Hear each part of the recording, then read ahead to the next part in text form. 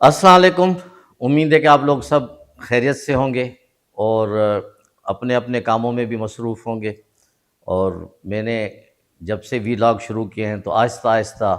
آپ لوگوں کی ہمت افزائی میرے لیے بڑی بڑھ رہی ہے، اور جس طرح کے آپ کمنٹس دیتے ہیں، جس طرح آپ اس کو پسند کرتے ہیں، تو اس سے مجھے حوصلہ بڑھ رہا ہے۔ میرا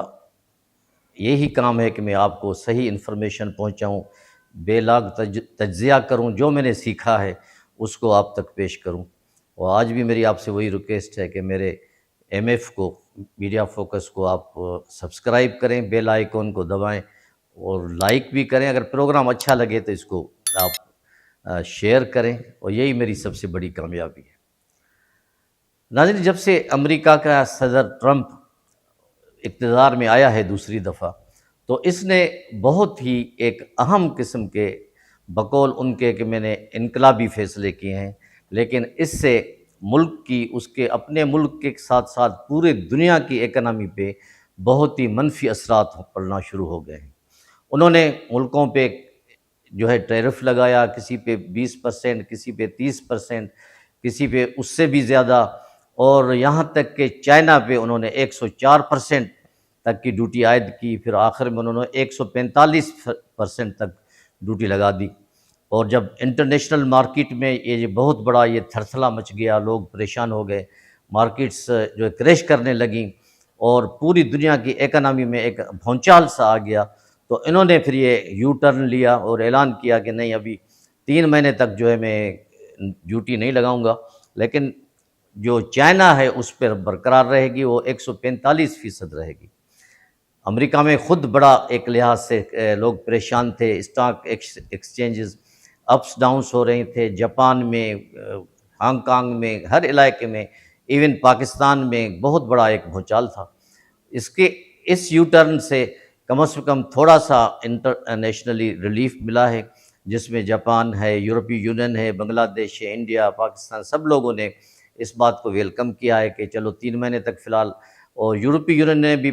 اس کا خیر مقدم کیا ہے، لیکن اس کے ساتھ ساتھ انہوں نے کہا ہے ہم یہ چاہتے ہیں کہ یہ جو ڈیوٹی ہے جو امریکہ کا صدر ٹرمپ لگا رہا ہے،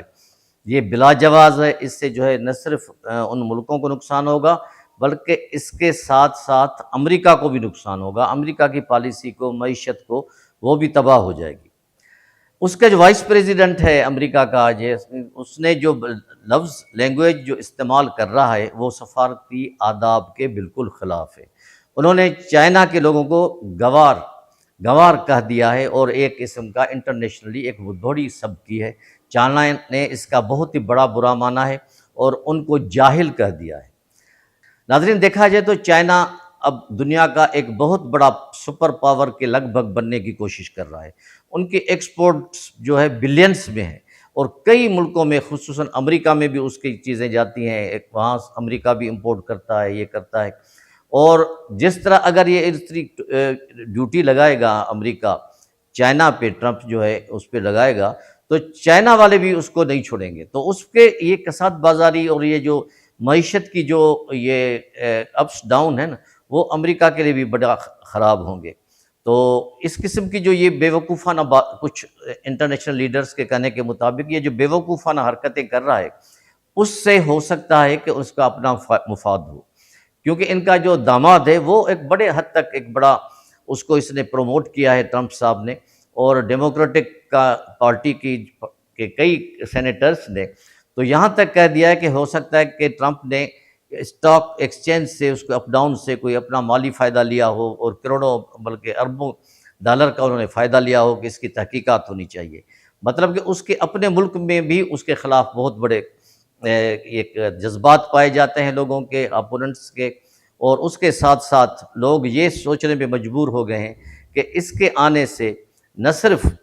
امریکہ میں حالات خراب ہوں گے، بلکہ اور ممالک جو ہیں، جو ان کو بزنس کرنے کے لیے آتے ہیں، وہ بھی جو ہے وہ متاثر ہوں گے، کیونکہ یہ تو آپ کو پتہ ہے کہ ہمارے تھرڈ ورلڈ کنٹریز کا، مسلم ملکوں کا اور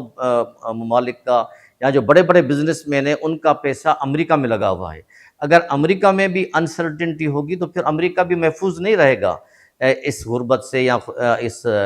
معیشت کی تباہی سے۔ تو ضرورت اس بات کی ہے کہ امریکہ کو بھی ذرا سوچ سمجھ کے ٹرمپ کو یہ مشورہ دینا چاہیے، ان کے جو لیگل ایڈوائزرس ہیں یا دوسرے جو ان کے ایڈوائزر ہیں فنانس کے یا اکنامکس کے، کہ وہ اس طرح نہ کھیلے، دنیا کو اس طرح نہ خراب کرے کہ جس میں وہ خود بھی لپیٹے میں آ جائے۔ اس کے ساتھ ساتھ جو دوسرا سب سے بڑا اہم ٹرمپ جو فیصلہ کر رہا ہے یا باتیں کر رہا ہے یا دھمکیاں دے رہا ہے، وہ ایران کے ساتھ ہے۔ یعنی اس حد تک وہ آگے بڑھ گیا ہے کہ وہ کہہ رہا ہے کہ اگر ایران نے سے میں مذاکرات تو کروں گا، لیکن اگر اس نے ہماری بات نہیں مانے تو میں اسرائیل کو کے سربراہی میں، اسرائیل کے جو قیادت میں جو ہے نا اس پہ حملہ کر دوں گا۔ یہ انٹرنیشنل پالیٹکس کے بالکل خلاف ہے، سفارتی آداب کے بھی خلاف ہے۔ ایک طرف آپ تو اس کی باتیں کر رہے ہیں، اس کی مذاکرات کی، دوسری طرف آپ اس کو دھمکیاں دے رہے ہیں۔ اور جب یہ پریزیڈنٹ اوباما تھا تو اوباما ڈیموکریٹک پارٹی کا ایک بہت بڑا ایک منجھا ہوا سیاستدان تھا، اس نے ایک معاہدہ کیا تھا ایران کے ساتھ کہ وہ جوہری چیزیں جو ہیں یا ہتھیار جو وہ نہیں بنائے گا، اور اصولی طور پر ایران بھی اس سے راضی ہو گیا تھا۔ تو پھر اس پہ جو امبارگوز یا جو ان کی پابندیاں لگی ہوئی تھیں وہ ختم کر دی گئی تھیں۔ ان کو ارباں ڈالر جو ان کے پھنسے ہوئے تھے وہ ان کو ملے تھے ایران کو، اور یہ تقریباً 3-4 سال یہ معاہدہ چلا اور باقاعدہ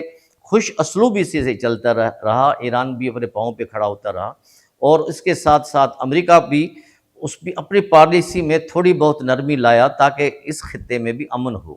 لیکن جیسے اوباما اور گئے اور 2017 میں ٹرمپ آیا تو انہوں نے پھر چھیڑ چھاڑ کرنا شروع کر دی ایران کے ساتھ، اور باقاعدہ اس کے لیے ایک گراؤنڈ تیار کیا، اور اس اپنے پہلے ہی جو اس کا جو ٹینیور تھا اس میں اس نے پھر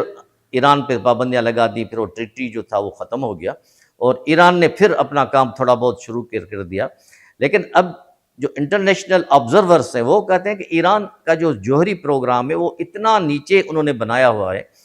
کہ زمین سے تقریباً 100 میٹر سے بھی زیادہ نیچے ہے، جو امریکہ اور اسرائیل کے لیے بڑا ناممکن میں سے ہوگا، بڑا مشکل ہوگا کہ ان کو تباہ کرے۔ اور جس قسم کے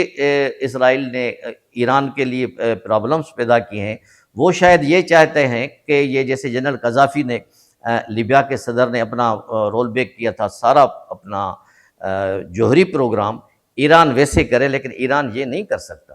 قذافی کے ساتھ بھی دھوکہ ہوا، قذافی نے بہت بڑا ان کو دیا، ریلیف دیا، امریکہ کی ہر بات مانی، ان کے لیے بڑے کچھ کیا۔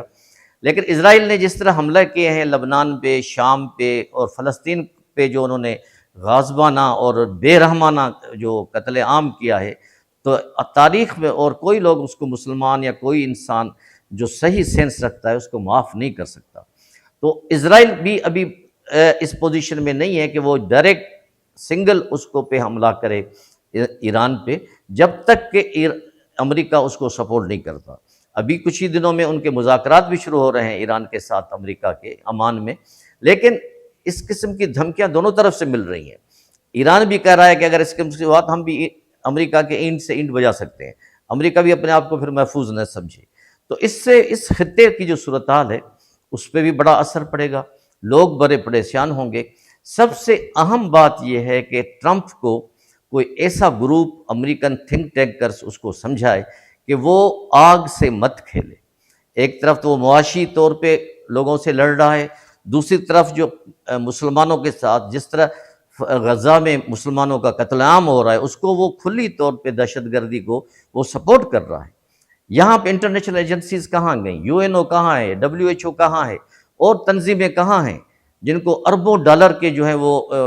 فنڈز مل رہے ہیں؟ وہ کیوں نہیں آواز اٹھا رہی ہیں؟ کیوں نہیں اتنا ایک اسرائیل ملک جو ہے وہ فلسطین اور پورے مسلمانوں کے لیے اتنا وہ ہو گیا ہے کہ مسلمان تو بالکل دبک گئے ہیں، چپ کر کے گئے ہیں، لیکن ان کے ایمان کا امتحان ہے۔ لیکن اس کے ساتھ ساتھ انٹرنیشنل ایجنسیز بھی خاموش ہیں۔ تو یہ ایک تاریخ کا ایک سبق ہوگا، جو اگر آپ آج کسی کے لیے کر رہے ہیں، کل ہو سکتا ہے آپ کے ساتھ بھی کوئی کرے، لیکن اللہ تعالیٰ کا یقین ہونا چاہیے، اللہ تعالیٰ رحم کرے گا۔ اور امریکہ والے ٹرمپ کو یہ سمجھائیں کہ وہ اس سے دنیا کا امن تباہ کر رہا ہے ٹرمپ، اور اس کے ساتھ ساتھ دنیا کی معیشت کو بھی بہت ہی شدید مشکلات کا سامنا کرا رہا ہے۔ تو اس لیے نہ صرف دنیا کا بلکہ امریکہ کا خود بھی نقصان ہوگا۔